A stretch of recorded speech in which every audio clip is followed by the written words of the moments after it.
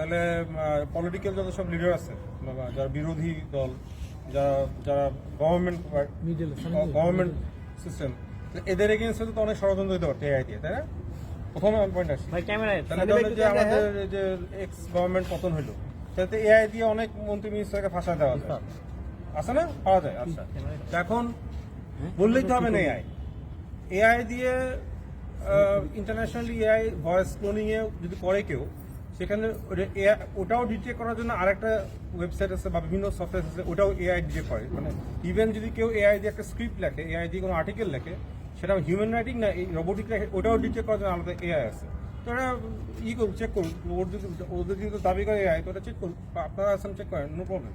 আর সবচেয়ে বড় কথা হচ্ছে, আমি মেইন কথায় আসি, সত্যতা গভীরতাটা কি আমি বলি।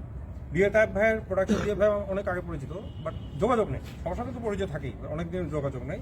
তো ও আমাকে ফোন দিছে বেসিক্যালি হঠাৎ করে, যে ডিসেম্বরের এই 4 তারিখে অ্যাড হয়ে ফোন দিছে, দিয়ে বলতেছে ভাইয়া দেখো আমি এরকম প্রবলেম আছি, ওর যে পার্সোনাল রাসেল মিয়া কিন্তু প্রবলেম। তো আমার সাথে ওর অনেক আগে যেহেতু পরিচয়, আমি তো বলছি ভিডিও তো বলছি, তো 2010-এ চিনি, তো মাঝখানে তো যোগাযোগ ছিল না। যাই হোক, আমাকে প্রবলেম বলার পর আমি বলছি ওকে, তোমার কি হেল্প প্রবলেম বলে, এই প্রবলেম, ঠিক আছে আমার ভাইয়াদের পাশে থাকো, আমি হেল্প করবো, যেটা হেল্প করার মতো করবো।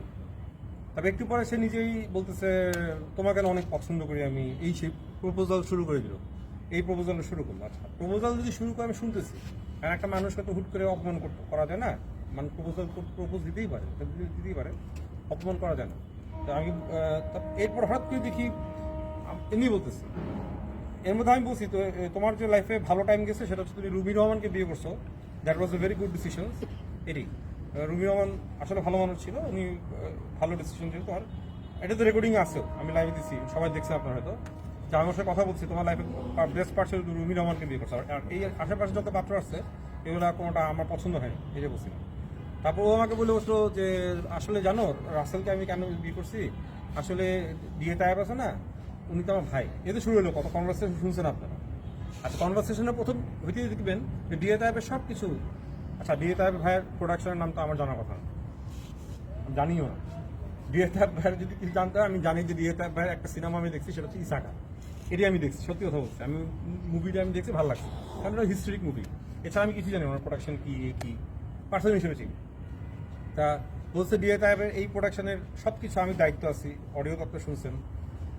প্রথমে বললো কি অন্ধকার জগৎ সিনেমা, এটার পুরো অ্যারেঞ্জমেন্ট আমার হাত দিয়ে করা, এটার ডিরেকশন আমার হাত দিয়ে করা, এই কথাগুলো। তারপর আসলো কাগজের বউ সিনেমার নাম, কাগজের বউ নায়িকাও আমি ছিলাম লিড ক্যারেক্টারের। এগুলো আমি জানবো কেমন এই নামগুলো? আপনারা বলেন, আপনাদের প্রশ্ন করতেছে, এটা আমার জানার কথা? আপনারা বলেন কি জানার কথা? ভাই, ইজ ইট পসিবল? না, হুট করে আমি যদি, আচ্ছা ও বলতেছে, বলতে এবার ডিসক্রাইব করার পর বললো সে এটিএন এর চিফ অ্যাডভাইজার বললো। তা আমি সব শুনতেছি বিষয়টা, কি বলতে পারি? তারপর মিথ্যা কথা কি বলতে পারি? আমি তো চিনি ওর মিথ্যা কথা বলে রোগ। এখন কাহিনী হচ্ছে, এরপর বললো ডিএ টাইপ ভাইয়ের সাথে কি ফ্যামিলিগত কি সম্পর্কটা, এটা বুঝালো যে ওনার মেয়ে কি টুনটুনি, এটাও তো আমার জানার কথা না, মেয়ের নাম কি, রিলেশন দেখি এটা। তাহলে ডিএ টাইপকে নিয়ে বাজে, ভাইয়াকে নিয়ে বাজে কথা শুরু করলো। তো ডিএ টাইপ ওয়াজ ভিক্টিমাইজড, একটা মেয়ের দ্বারা ভিক্টিমাইজ হয়েছে, তখন সে নাকি রবিন হুডের মতো যে বাঁচাইছে ডিএ টাইপে। আমার মনে হলো যে ডিএ টাইপের কি দিন, হি ইজ পুলিশ, মানে এখনো তো উনি চাকরি আছে, কিছুদিন আগে তো পুলিশ ছিল। একটা পুলিশ কি কখনো একটা মেয়ের কাছে হেল্প নিবে, ওর মতো একটা মেয়ের কাছে? আবার বলতেছে ডিএ টাইপের কাছ থেকে আমি ডিএ টাইপের কাছ থেকে আমি ওনার আর্মসটা, যেটা নাকি পিস্তল, সরকারি পিস্তল, ডিএ টাইপের কাছ থেকে আমি পিস্তলটা নিচ্ছি, নিয়ে ওই মেয়েটাকে বাসা থেকে তুলে নিয়ে ইচ্ছা মতো পিটাইছি। শুনছেন তো, সবই তো শুনছেন। এগুলো কি আমার লাভ আছে ওরে নিয়ে বানায় কথা বলা? কি লাভ? আমি তো যদি ওকে নিয়ে ডিএ টাইপকে নিয়ে, আমার কি কোনো টাকা পাবো? আমি এটা এক্সপোজ করে টাকা পাবো? টাকা পাবো না। আমি কি কোনো ব্ল্যাকমেল করছি? নো। একটা দেখাক যেখানে যে আমার ভয়, যে আমি কাছে ব্ল্যাকমেল করছি বা কোনোকে ভয় দেখাইছি, হ্যাঁ ওর কথাগুলো শুনছি আমি। বাট ও যখন আমার প্রপোজ করা শুরু করছে, আমি জানি she is a criminal from the beginning, অনেক আগে থেকে জানি ও ক্রিমিনাল। এটা আমাদের, আমি মিডিয়াতে অনেক বছর ধরে আছি, এক যুগেরও বেশি। আমরা জানি কে কখন ফোন দিবে, কে প্রপোজাল শুরু করতেছে, আমি একটু করে জানি ও কি শুরু করতে পারে। তো যখন বুঝছি ও নেগেটিভ কল শুরু করবে, হয়তো আমি চিনি আগে থেকে। তা আমার মোবাইলে অটোমেটিক, আমার মোবাইলে পাইথন ইনস্টল করা, টার্মেক্স ইনস্টল করা, তো কোনো ইম্পর্টেন্ট মনে হলে আমার ভলিউম বাটন চাপ দিলে, আপার বাটনটা চাপ দিলে অটো রেকর্ডিং হয়ে যাবে, যেটা মেসেঞ্জার হোক, হোয়াটসঅ্যাপ হোক, এনিথিং হবে, তো রেকর্ডিং হয়ে গেল।